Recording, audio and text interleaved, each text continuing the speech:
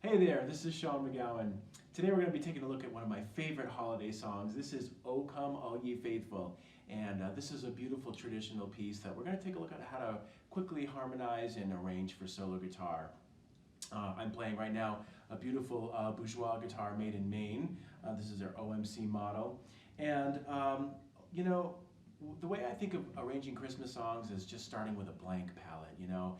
These are songs that we've all known and sung and maybe even played since we were kids. So they're almost in our DNA. And so that can be a little nerve-wracking at first, but the way I think about it is just you can really do anything with these tunes, you know. So the first thing I think of is just kind of the overall vibe. Does it want to be in time, out of time? Does it want to be in kind of like a different groove, like maybe a bossa nova or a swing jazz feel, maybe a 3/4 waltz? And I just will ask myself questions first, and then I'll slowly answer those, and then I'll get into more musically specific questions such as the key, maybe if it's going to be in standard tuning or an alternate tuning.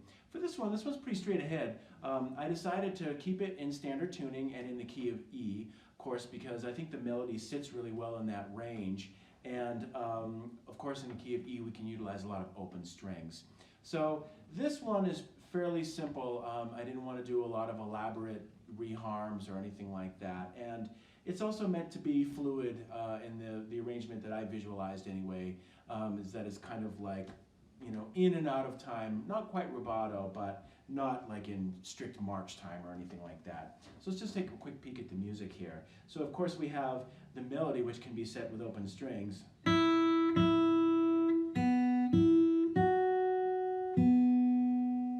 And harmonically, those are just two chords, the one chord, simple B7, and then back home to E. So what I like to do, since I am primarily a jazz musician, I like to color the chords as much as I can. So that doesn't have to be a drastic reharmonization. Sometimes it can just be adding a little movable line. So if you take a look at the first bar there, instead of just staying on an E chord,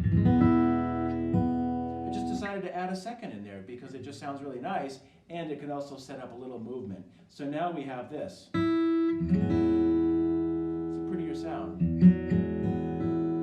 And then we can move that and have a little counterpoint working against the melody line. So now we have this. And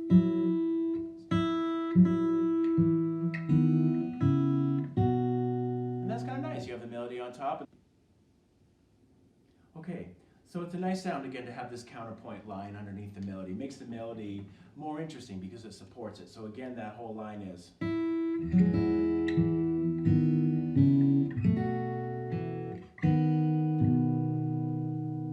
That's a lot more orchestral sounding. So it's a great exercise for your fingers if you're playing fingerstyle. And it's just a nice, very effective, but still very simple, way to kind of bring the melody to life by supporting it with a counterline. So that's a good example in that you don't have to be fancy with put all these, all these different wild chords in there. You can just do something like a different texture, such as a counterline underneath the melody to support it and bring it to life.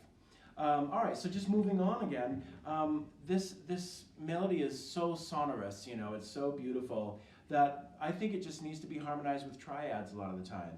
And that's what's happening in the next two measures, 3 and 4. So we have this.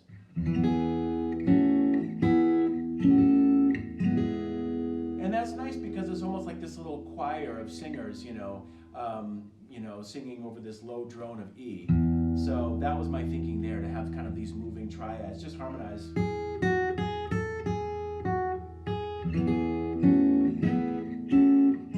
Those are just triad pairs, E major and F sharp minor.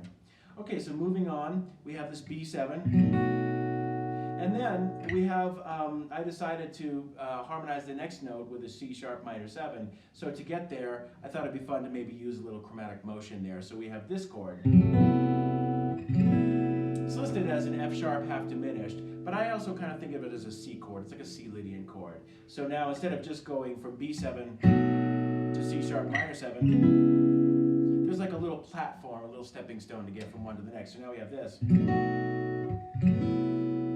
It's just, to me, it sounds like a little question mark, and then that's answered with this. And notice how I didn't just revert to a, kind of a standard C sharp minor 7 shape here, but rather one that uses two open strings, B and E, and then just a C sharp minor triad on the bottom. And that's pretty sweet because it sounds more like more like an orchestra. It's open sounding. Plus you can create that B walk down to the open A. And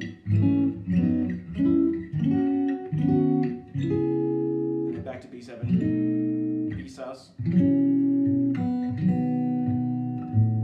And then same thing here, we have another E chord, but instead of just, doing this, maybe, I decided to do it in inversion over G sharp.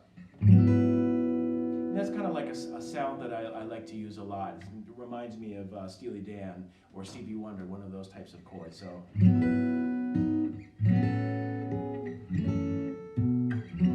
again, in that example, we have another little counterline supporting the melody. So the whole thing together is.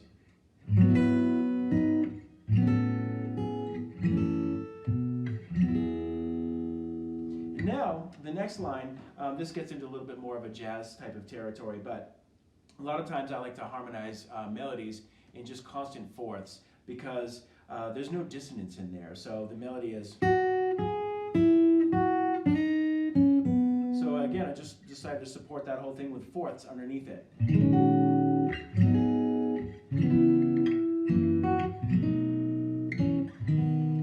Now comes the refrain. And then I wanted this to be really delicate and a lot of sustain. So we're going to just let that low E string ring and then just harmonize the melody with a sixth, which is an inverted third, right? So we have this. And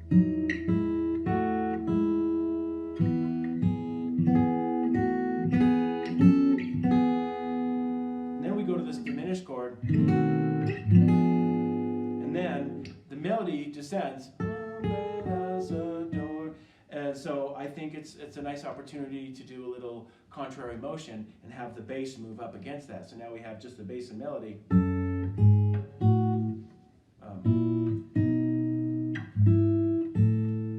Then fill it in with some chord tones. And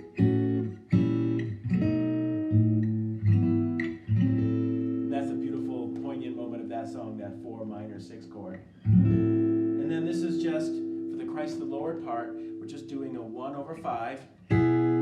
So that's an E major triad over the B, and then right into a B major chord. And then, you could choose to end this on an E chord, which is how most people would do it, probably the most traditional way. But there are a whole, mess of possibilities that you could get into with harmonizing that. So to me, this melody is very beautiful and poignant. So I'd like to use some different chords just to kind of have a little pause there for reflection before I finish it off with the tonic. So in this case, I'm doing a D7, which is the flat 7 of the key, which sounds, it's really striking sounding because we're in E major. And then all of a sudden we're going to a D7. You hear that a lot in like gospel music or even the Beatles quite a bit. So this is basically just a D7 over A. We're going to just kind of chime some artificial harmonics. Now we're ready to resolve it to the tonic. And, again, you can just do a straight E major voicing, but I really like kind of like a 6/9 or a major 6/9 voicing. And then I just finish it off with some harmonics that are an octave plus a fifth away. So up here in the neck. Or you can do the harmonics just 12 frets up, an octave higher. And that also sounds really nice. All right, I hope you enjoyed this little mini lesson. Have a wonderful holiday. Happy holidays.